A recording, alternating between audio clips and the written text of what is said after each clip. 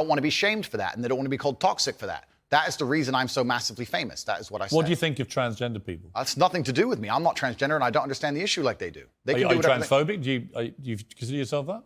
Transphobic? What? Afraid? Well, it kind of, yeah. You have I don't live in fear, my friend. I have no problem. Do you have a dislike of transgender people? I don't know any transgender people. But do you have a dislike of what they stand for, what they are? No. Why would I? I don't know. That's not my issue. That's not my issue. And that's actually quite interesting because when I was attacked, a lot of these stupid articles like BuzzFeed, because it's ridiculous, that first point proves anyone with a brain knows that that's garbage. When they attacked me, they lump a whole bunch of things in together. They say misogynistic, racist, transphobic. They just put them all together at random. I'm mixed race. By the way, I don't know where they get these. They just get these buzzwords and put them in a sentence. By the way, I completely agree. It's crazy. And I've had the same thing done to me. Okay. And I'm not calling you anything. I'm asking you what you personally believe you are.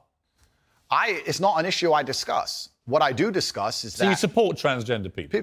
I support individual liberty. I'm a libertarian. Yeah, so you support transgender people? Sure.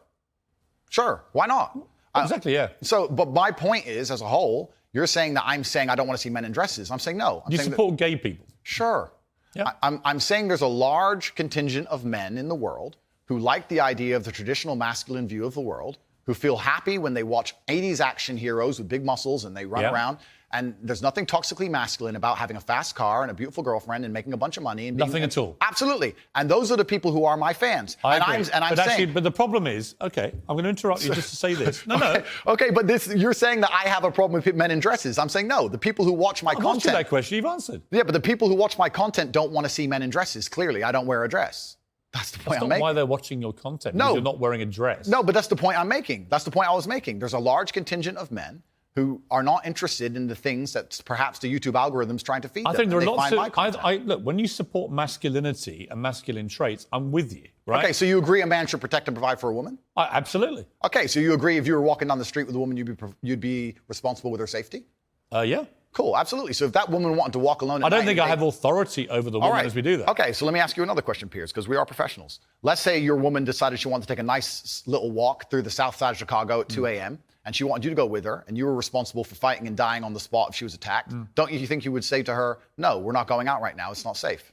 Yes. Okay, so you'd have authority to make the decision. So no, I wouldn't. So I would say, I don't think you should. If she decides to, it's her own volition. Well, if she decides, you're not going to stop her. I have no power to stop her. Completely. But you think you do. No, I don't think I have power to stop her. You clearly do. No, I think I have power to make the decision. I think, no, that's not sensible. So if you have the power to make the decision, you have the power to stop her. No, because... And that's where we differ. And that's why I think it's interesting about you. I don't think you really think through what you're saying. I think through what I'm saying so carefully. Yeah, but Andrew, what you've literally just said is that you have the power to stop her. No, I said I don't have the power to stop her. I'm not going to lock her in the room. I'm saying that... So if she wants to go on her own... Then she's going to go. Then you don't have authority to stop her. Okay, but as a couple, if we're going to sit there and decide if we're going to take this... You asked me, would I feel a sense of responsibility for her safety? Absolutely. Agreed. Absolutely. So let me finish, Piers. Would I have the power or authority to stop her doing it? No. No, of course not. So let me finish, Piers. You're not going to stop her walking out the hotel. Of course, it's her decision. She's a sovereign individual. My point is that usually in a couple, you'd sit there as a team and you discuss, and perhaps on certain issues,